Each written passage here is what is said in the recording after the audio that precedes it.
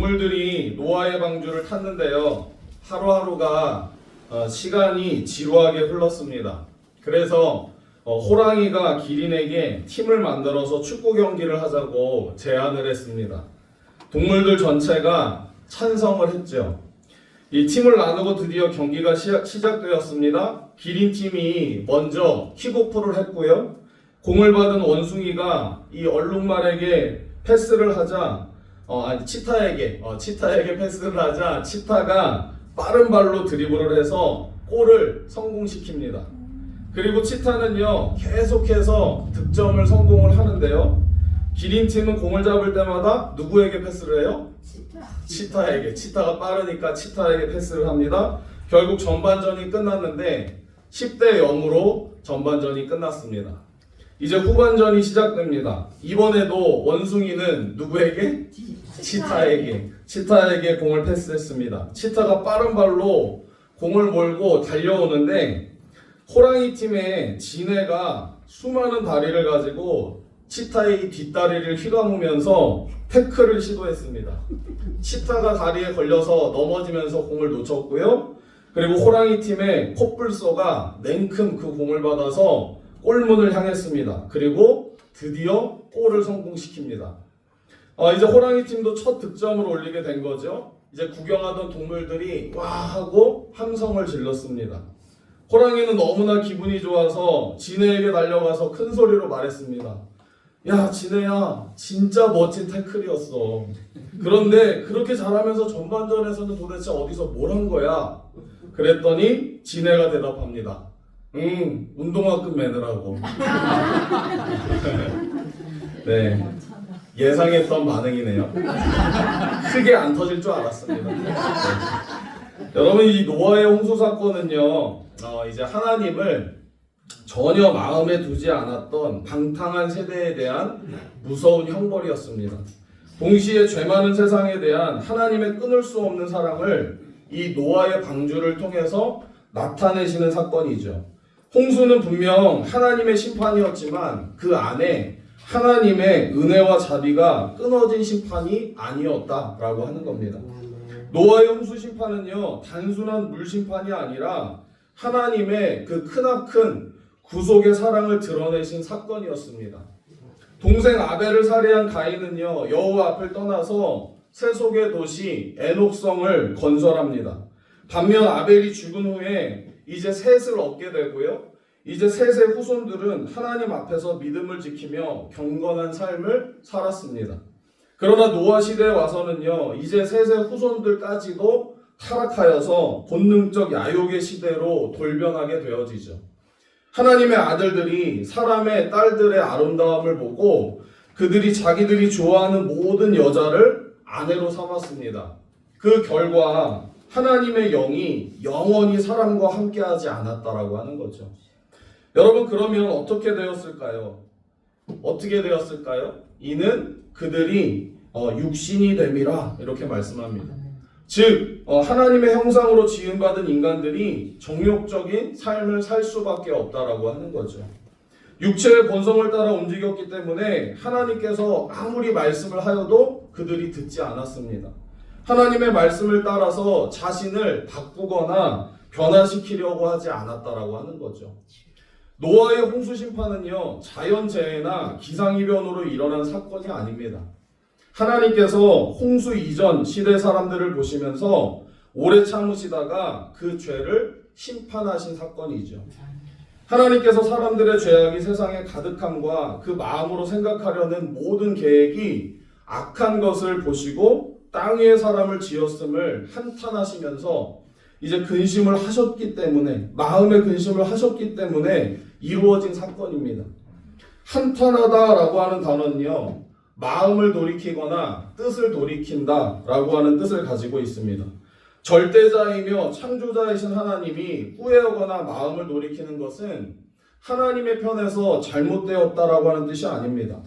하나님은 멀리 초월해 계시는 방관자가 아니라 이 인간들의 세계에 관심을 갖고 간섭하시면서 섭리해 나가시며 이 세상을 지켜보고 계시는 것이죠. 아담이 범죄했을 때에도요 바로 심판하지 않으시고 어떻게 했습니까? 그를 짐승의 가죽을 벗겨서 그 허물과 죄를 덮어주고 아담이 바로 멸망하지 않도록 이 여자의 후손으로 말미암아서 구원의 소망을 주셨습니다. 모든 사람들이 죄악이 가득한 세상 속에서 살았습니다. 그때 하나님께서 홍수의 심판을 결정하시게 되었다라고 하는 거죠. 그러나 성경은요, 창세기 6장 8절, 그러나 노아는 여호와께 은혜를 입었더라 이렇게 말씀합니다. 노아도 그 시대에 죄악에 물들 수밖에 없었을 겁니다. 그러나 어떻게 노아가 믿음을 지키며 하나님을 기쁘시게 할 수 있었을까요? 그가 훌륭해서가 아니라 그가 어떻게 했다고요? 그러나 노아는 하나님께 은혜를 입었더라. 노아는 하나님께 은혜를 입었기 때문이었다라고 하는 거죠. 여러분, 오늘 우리 시대가 마치 노아의 시대와 같습니다. 어떻게 은혜를 입어서 믿음으로 살 수 있겠습니까? 하나님의 심판 홍수 속에서도 하나님의 은혜를 입었던 노아입니다. 그렇다면 노아의 믿음이 어떤 모습이었을까? 우리가 오늘 말씀을 통해서 노아의 믿음이 어떤 믿음이었는지를 함께 은혜 나누기를 간절히 원합니다. 우리 오늘 본문 7절 말씀 우리 함께 다시 한번 읽어볼게요. 본문 7절 시작. 믿음으로 노아는 아직 보이지 않는데 노하심을 받아 경외함으로 방주를 준비하여 그 집을 구원하였으니 이로 말미암아 세상을 정죄하고 믿음을 따르는 의의 상속자가 되었느니라. 아멘. 노아는 하나님께서 방주를 만들라라고 하는 경고를 받습니다. 경고하다, 크레마티조, 헬라어로 크레마티조라고 하는 단어를 쓰는데 이 하늘의 계시를 전하다라고 하는 뜻을 가지고 있습니다. 그래서 하나님의 계시에 의한 지시, 가르침을 의미한다라고 할 수 있죠. 노아가 하나님으로부터 이 장차 있을 심판에 대한 계시, 즉 경고를 받게 되었다라고 하는 거죠. 그 경고를 받았을 때 어떤 징조도 볼 수 없었습니다. 왜냐하면 여러분, 노아 때까지는요 단 한 번도 비가 내리지 않았기 때문에 그렇습니다. 노아는 비가 어떤 것인지를 그때까지도 한 번도 본 적이 없어요. 그런데 하나님께서 홍수로 심판하신다는 계시의 말씀을 듣고 이 노아가 어떻게 한 거예요? 믿은 거예요. 믿는 겁니다. 그렇다면 노아가 어떻게 비를 한 번도 본 적이 없는데 이 홍수의 심판을 준비할 수 있었을까 하는 것입니다. 히브리서 11장 3절에서는요 이렇게 말씀하는데 우리 함께 읽어볼게요. 시작. 믿음으로 모든 세계가 하나님의 말씀으로 지어진 줄을 우리가 아나니 보이는 것은 나타난 것으로 말미암아 된 것이 아니니라. 아멘. 하나님께서 우리를 찾아오시고 간섭해 주시는 것은요 세상적인 것을 보상해 주시거나 세상적인 가치가 있는 것으로 자신을 나타내시는 분이 아니시라고 하는 거죠. 무슨 말씀입니까? 이 세상이 자연의 법칙에 의해서 움직여지는 것이 아니라 하나님의 말씀에 의해서 움직여진다라고 하는 사실입니다. 노아는 비를 본 적이 없었습니다. 그간 비를 경험해 본 적이 없습니다. 그러나 하나님의 말씀이기에 그는 듣고 순종했다라고 하는 거죠. 그리고 준비했습니다. 여러분, 기독교가 세상의 어떤 다른 종교와 구별되는 것이 무엇이겠습니까? 이 영적인 신비한 세계를 보는 것입니까? 아닙니다. 무속인들의 세계에서도요, 그 영적인 신비한 세계가 있어요. 그렇다면 종교적인 열심일까요? 우리가 가만히 들여다보면, 우리는 다른 종교에 비해서 그 열심을 따라갈 수가 없습니다. 기독교가 다른 종교와 차별된 것이 있다라고 한다면, 바로 계시라고 하는 거예요, 계시. 즉 하나님께서 말씀으로 찾아오시는 것입니다. 하나님은 성경을 통해서 자신이 누구이신지를 말씀하시고 자신을 나타내 주십니다. 하나님이 어떤 분이신지를 역사 속에서 끊임없이 우리에게 말씀하고 계신다라고 하는 거죠. 시편 121편 4절과 5절 말씀 우리 함께 읽어볼까요? 시작. 이스라엘을 지키시는 이는 졸지도 아니하시고 주무시지도 아니하시리로다. 여호와는 너를 지키시는 이시라. 여호와께서 내 오른쪽에서 내 그늘이 되시나니. 아멘. 그러므로 기독교에서 말하는 계시는 뭐 혼자 산속에 들어가서 응답을 받는 것이 아니라 우리를 인격자로 대우해 주시는 것입니다. 왜냐하면 하나님도 인격을 가지고 계신 분이시기 때문에 그렇습니다. 그러므로 믿음이라고 하는 것이 거기서 존재하게 되는 거죠. 노아는요, 한 번도 보지 못했던 홍수 심판을 말씀을 들었을 때 도저히 믿을 수 없는 상황 속에서도 하나님의 계시의 말씀을 받아들인 겁니다. 그러므로 기독교는 모든 주도권이 인간의 열심이나 인간의 노력에 의해서 결정되는 것이 아닙니다. 하나님의 손에 주도권이 있고요. 하나님께서 일을 시작하시고 그 일을 마치시는 분도 누구세요? 하나님이신 거죠. 그러므로 우리에게 가장 요구되는 것은 뭘까요? 말씀에 대한 순종이에요. 순종. 여러분 무엇에 대한 순종입니까? 하나님의 계시에 대한 말씀의 순종입니다. 왜 순종해야 합니까? 하나님께서 우리를 만드셨고 우리의 인생, 우리의 모든 체질까지도 아시는 분이시기 때문에 그렇습니다. 오늘 노아는요, 하나님의 경고를 받고 경외함으로 방주를 준비했다라고 하는 거죠. 여러분, 이것이 쉬운 일이었겠습니까? 우리가 말씀으로는 참 노아가 믿음이 좋다라고 이야기하지만 막상 우리가 노아의 상황에 닥쳤을 때 과연 이것이 쉬운 일이었겠는가 하는 거죠. 그러나 믿음은 하나님의 말씀을 듣고 순종하는 삶인 줄로 믿습니다. 노아가 여러분 어디서 배를 만들었어요? 산에서 만들었잖아요. 배는 어디에서 만들어야 돼요? 바다에서, 해변에서 만들어야 되잖아요. 그런데 산에서 만들고 있습니다. 그러니 주변의 사람들이 뭐라고 했겠습니까? 저 정신 나간 늙은이 하나님을 믿으려면 좀 점잖게 믿지. 어떻게 저럴 수 있느냐? 정신이 나간 거 아니냐?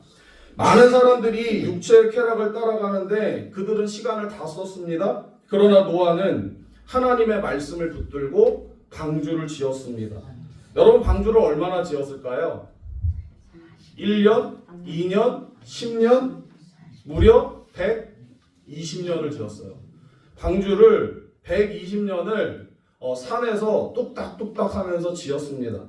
그러나 노아는 하나님의 계시의 말씀을 듣고 방주를 준비한 거예요. 어떻게 이런 일이 가능할 수 있었겠습니까? 우리가 아까도 읽었지만 창세기 6장 8절에 그러나 노아는 어떻게 했다고요? 하나님의 은혜를 입었더라. 아멘. 하나님의 은혜는 무엇입니까? 받을 자격이 없는 자에게 베풀어 주시는 호의라고 할 수 있죠. 노아 시대 많은 사람들이 죄악에 관영한 세상 속에 살았습니다. 그러나 하나님께서는 노아에게 은혜를 베풀어 주셔서 죄악의 자리에 서지 못하도록 붙드시고 간섭해 주셨다라고 하는 거죠. 노아가 의인이기 때문에 은혜를 입은 것이 아니라 은혜를 입었기 때문에 그가 의로워졌다라고 하는 겁니다. 하나님의 은혜를 입은 자는요, 여러분 자랑할 것이 아무것도 없습니다. 무엇을 자랑해야 합니까? 무엇을 자랑해야 할까요? 하나님을 자랑해야 하죠. 은금을 자랑하는 것이 아니라 우리는 예수님을 자랑해야 합니다. 그러면 하나님께서 우리를 하나님의 은혜로 붙들어 주실 줄로 믿습니다.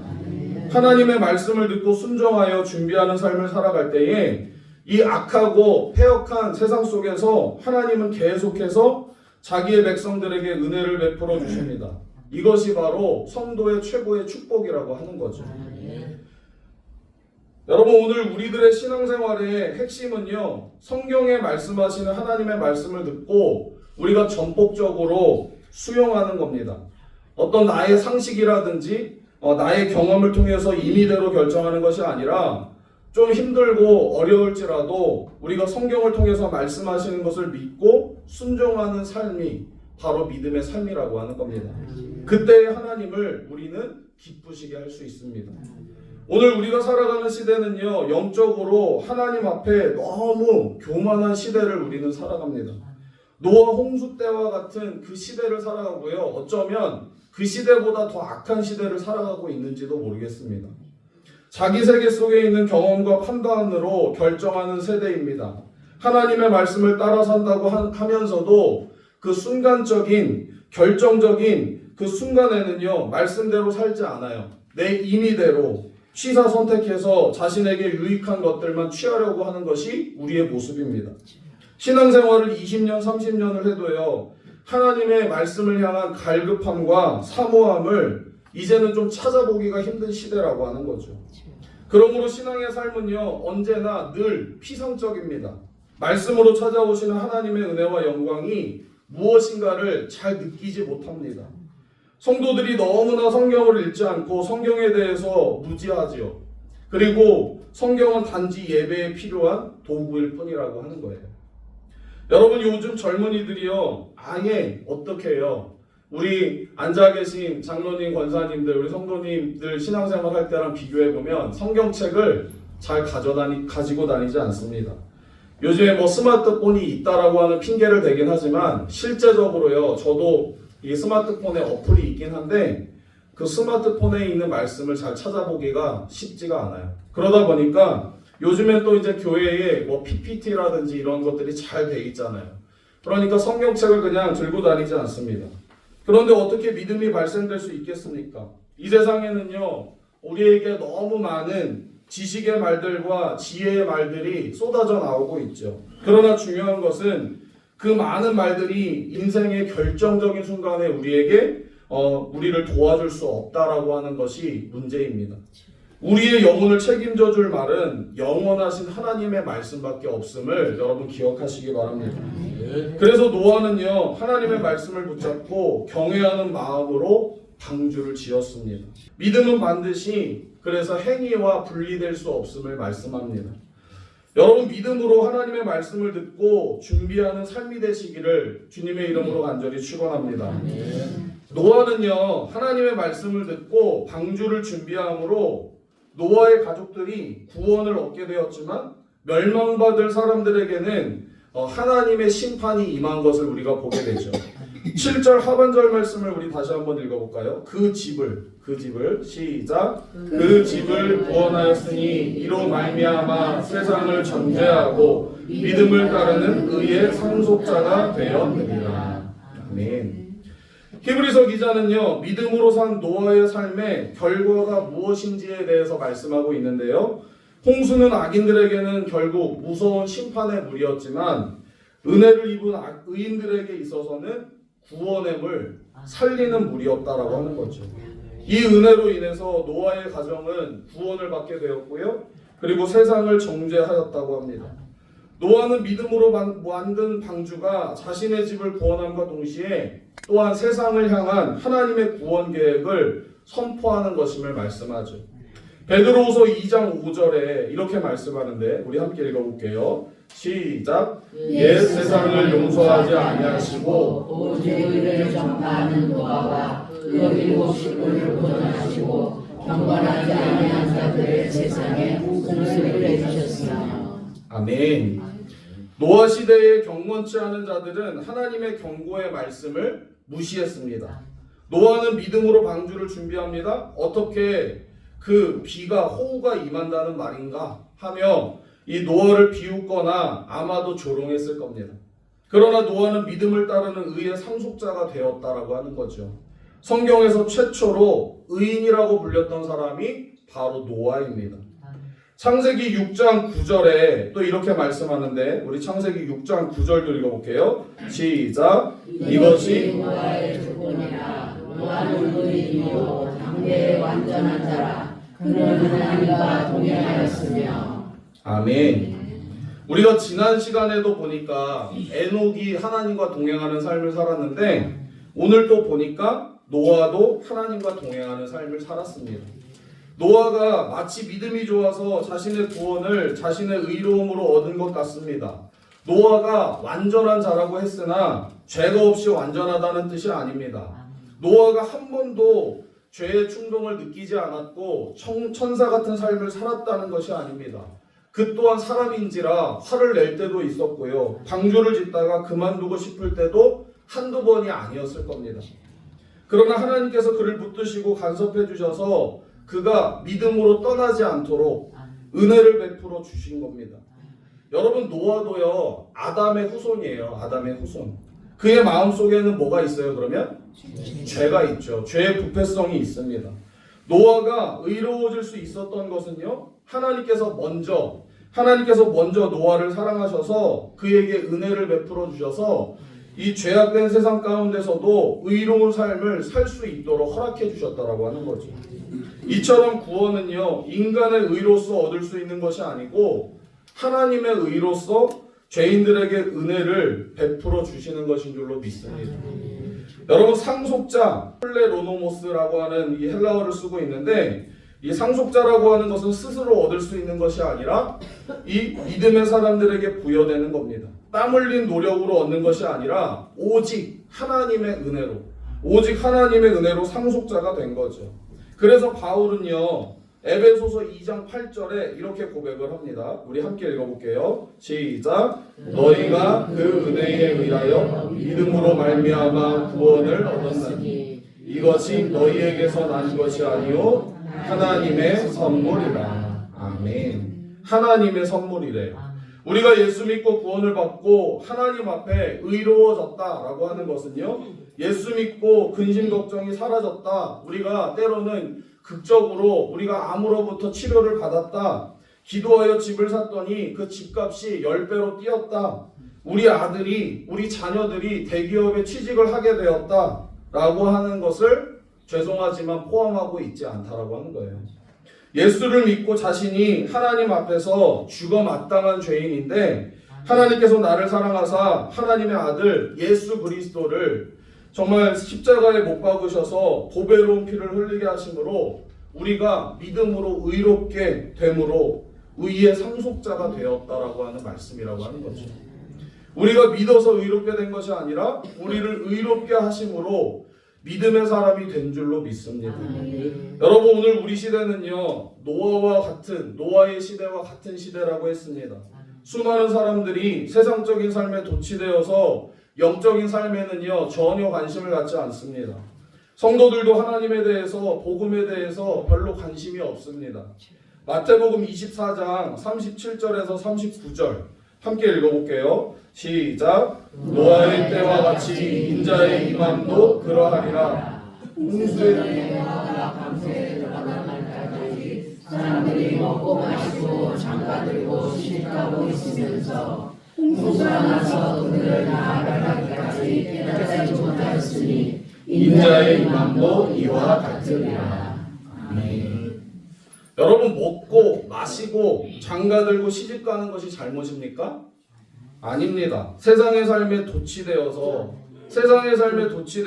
이 시대를 향한 하나님의 계획과 섭리를 깨닫지 못하는 것, 하나님의 관심에 무지한 겁니다. 그럼에도 불구하고 하나님은 아직도 자비하셔서 이 세상에 예수 그리스도의 십자가를 통해서 죄인들을 부르고 계신 줄로 믿습니다.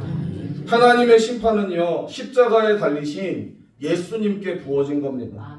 인간의 모든 죄를 위해서 죽음의 형벌을요, 대신 받으셨다라고 하는 거죠. 하나님은 죄 없으신 당신의 아들 독생자 예수 그리스도를 희생시키시면서까지 죄인들에게 은혜를 베푸셨고 의의 상속자가 되도록 하셨습니다. 여러분, 오늘 우리 시대를 보십시오. 5000년 역사 속에서 어찌 보면 제일 풍요로운 시대를 살고 있습니다. 그러나 여러분, 행복하세요? 다 행복하십니까? 우리가 각 나라마다 뭐 행복지수 이런 거를 확인해 보면요, 그 나라가 잘 산다라고 해서 다 행복하진 않더라고요. 마찬가지로 여러분 어떠십니까? 우리가 때로는 우리의 삶을 돌아보며 고개를 절레절레 흔드실 겁니다. 그 이유가 무엇일까요? 이 세상에 탐욕의 마음이 빼앗겨서 우리가 하나님 나라의 상속자로 훈련받고 있음을 모르는 거죠. 그래서 이 세상에서 떨어지는 부스러기를 가지고 우리는 늘 아웅다웅 싸우고 있습니다. 여러분, 그런데 성경은 뭐라고 말씀하십니까? 로마서 8장 17절 함께 읽겠습니다. 시작.